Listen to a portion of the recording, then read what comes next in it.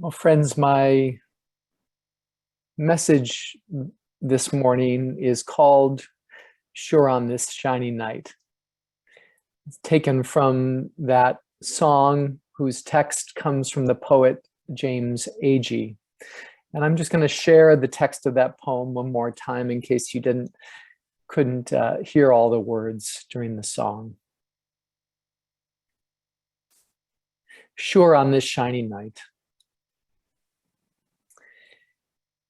Sure on this shiny night of star-made shadows round, kindness must watch for me this side the ground. The late year lies down the north, all is healed, all is health. High summer holds the earth, hearts all whole.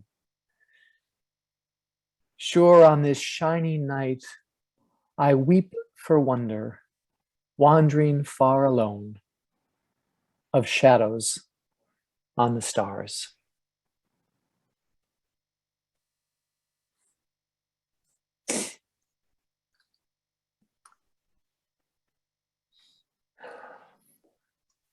This morning, friends, I'd like to share with you a story told by a dear friend and mentor of mine, the Reverend Dr. Rebecca Parker. Rebecca taught me theology at Star King School for the Ministry, the Unitarian Seminary in Berkeley, California, where she served for many years as president. After she retired from Star King, Rebecca came to Washington, D.C. to serve with me on the staff of All Souls Church as our theologian in residence. Along the way, I had the privilege of selecting and editing for publication a collection of Rebecca's theological essays from which this story comes. Now, Rebecca began her ministerial career as a Methodist. Like many Unitarian Universalists, she came into our tradition from a more conservative or orthodox faith tradition. As a feminist and a progressive, Rebecca often found herself butting heads with the Methodists over important issues, such as the full inclusion of women and LGBTQ folks in the church and society. In fact, so frequent were Rebecca's clashes with the Methodist hierarchy that she often joked that it was one of her goals in life to one day be put on trial by the church for heresy. When Rebecca made a mid-career transition to Unitarian Universalism, she figured her dream of being tried a heretic was probably not going to happen anymore. UUs don't really do heresy trials. So she was surprised to learn, and you might be surprised as well, that there is a record of at least one heresy trial in the annals of Unitarianism and Universalism in this country. In 1870, the Universalist Church, which didn't merge with the Unitarian Church until 1965, the Universalist Church put on trial one of their own ministers, the Reverend Herman Bisbee.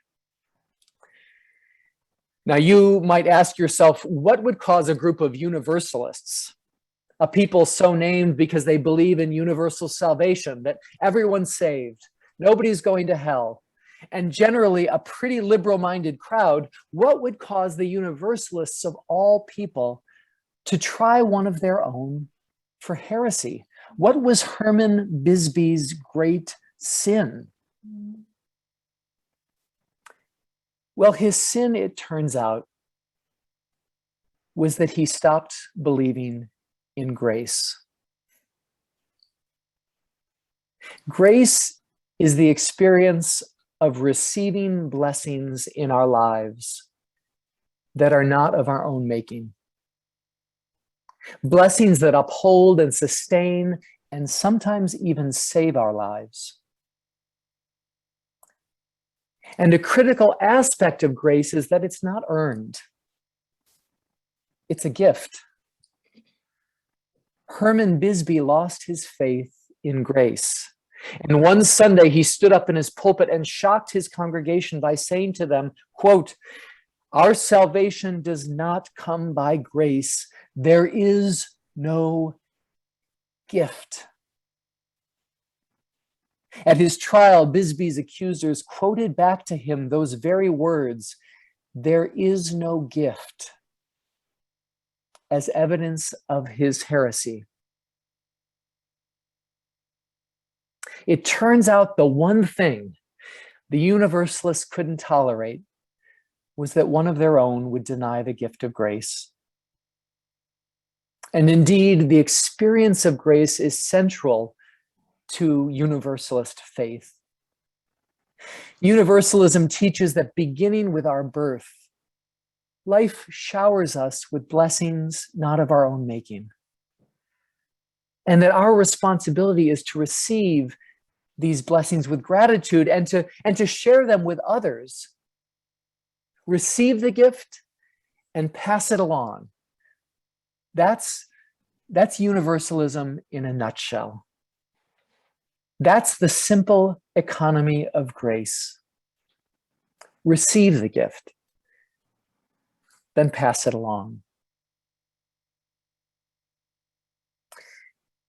Now, when my friend Rebecca learned of the heresy trial of Herman Bisbee, it occurred to her that perhaps she'd become a Unitarian Universalist, not only for its progressive social values, but because she too had suffered a crisis of faith in grace. In one of her most widely read essays, Rebecca tells the story of a time when her trust in grace was severely tested. A time, in fact, when she wrestled with whether or not life was worth living. I'm going to share Rebecca's story with you now in her own words, because I think it reveals a lot about the workings of grace.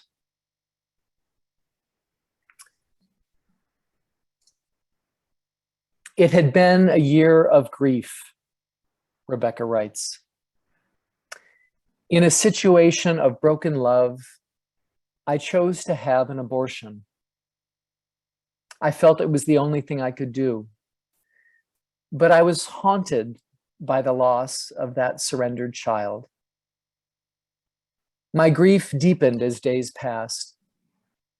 Time was not healing my sorrow, and I spiraled into deeper and deeper despair. By day, I would dutifully and to all appearances cheerfully perform my responsibilities as the minister of a small and vibrant congregation in Seattle. At night, I couldn't sleep. I'd rise, pace the empty halls of the parsonage, and wail. My despair and isolation came to a crisis one night. I was past living one day at a time, or even 1 hour at a time, and was down to the question of whether I would be willing to continue to live at all.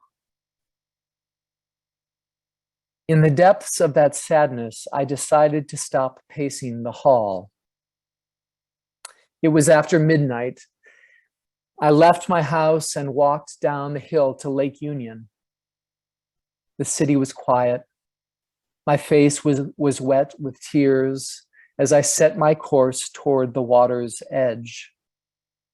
I was determined to walk into the lake's cold darkness and find there the consolation I could not find within myself.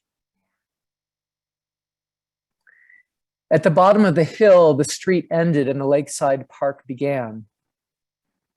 I walked across the wet grass and climbed the last rise before the final descent to the water's edge. As I crested the rise, I discovered a line of dark objects between me and the shore, a barricade I was going to have to cross to get to the water. I didn't remember that barricade being there before, and it was so dark I couldn't tell what I was seeing. But as I edged closer, I discovered it was a line of human beings hunched over some strange looking spindly equipment. Telescopes. It was the Seattle Astronomy Club. They were there with their homemade Heathkit telescopes and their top-of-the-line sharper image telescopes, dressed in their Gore-Tex backcountry gear and tennis shoes, a whole club of amateur scientists up and alert in the middle of the night because the sky was clear and the planets were near. To make my way to my death, I had to get past an enthusiast in tennis shoes. He assumed I had come to look at the stars.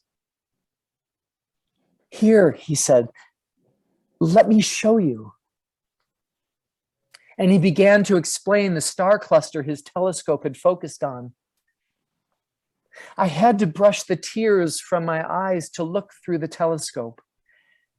But there it was, a red-orange spiral galaxy. Then he focused it on Jupiter, and I peered through to see the giant glowing planet. I could not bring myself to continue my journey. In a world where people get up in the middle of the night to look at the stars, I could not end my life. I know there is grace because my life was saved by the Seattle Astronomy Club.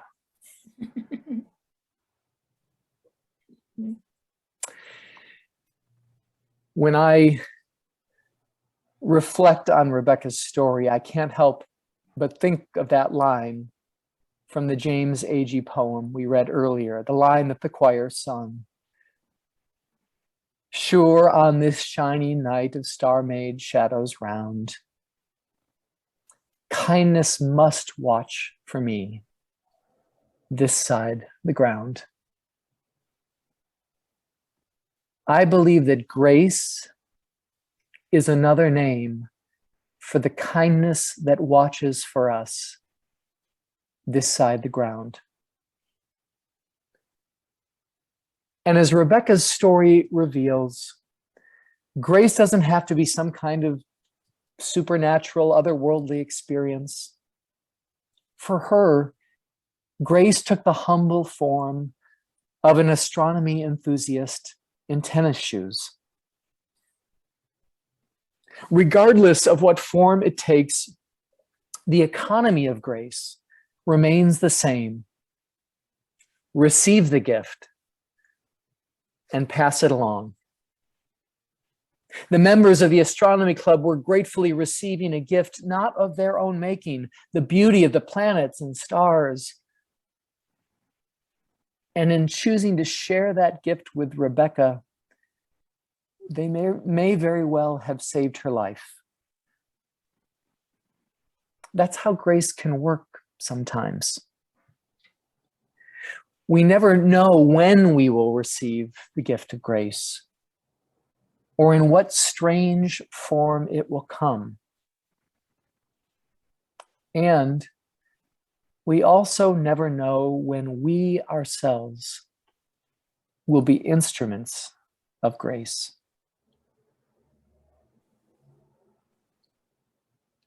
In the end, says Rebecca, I guess I got my heresy trial after all. Upon reflection, she writes, I see that throughout my life, I have been tried for heresy. The heresy of believing that there is no gift, that there is no grace.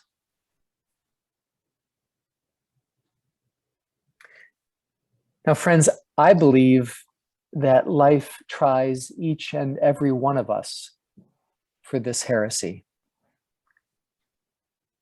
At one time or another, we all go through periods when we are unable to recognize the gifts and blessings that life shares with us. Sometimes, as in Rebecca's case, despair so clouds our senses that we can't find grace. Sometimes we don't feel we're worthy to receive the gift of grace. But most often, I think it's simply disregard. If we don't go looking for grace in our lives, if our senses and spirits aren't tuned to grace, then we're unlikely to experience it. If you've ever doubted that grace exists, if you've ever wondered whether there was a kindness that watched for you this side the ground, you are not alone. I, for one, am grateful that the Unitarian Universalists are no longer kicking their ministers out of the church for sometimes harboring doubts about grace. Like Rebecca, I'm someone who was drawn to this faith precisely because it challenged my deepest doubts and fears about my place in the universe. It challenged my belief that I wasn't worthy of the gift,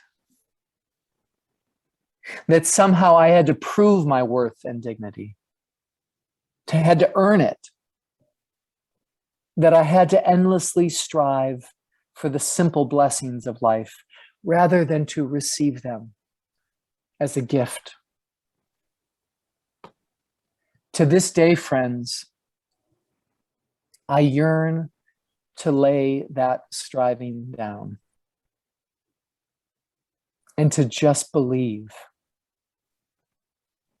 that I'm worthy of the gift of grace.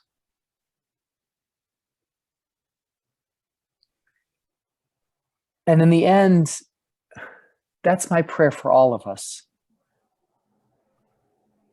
Not only that we believe in this gift of grace,